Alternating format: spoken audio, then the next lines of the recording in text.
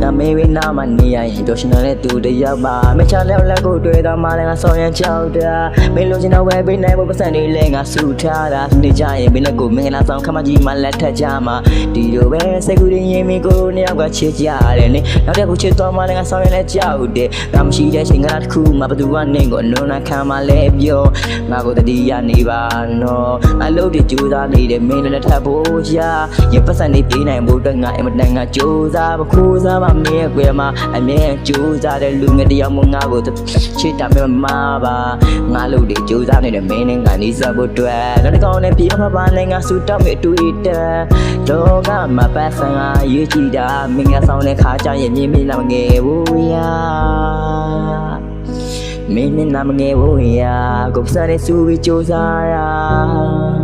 မင်္ဂလာခံမကြီးမှာမင်းတော်တဲ့မျက်နှာကိုငငယ်ကြည့်ခြင်းမိရာဒီလိုပဲငါတွေ့ထဲမှာပြောနေခဲ့တာမင်းချာသူလည်းမထပ်ပါနဲ့ကွာငါပြန်လာချင်းကိုစောင့်ပေးပါ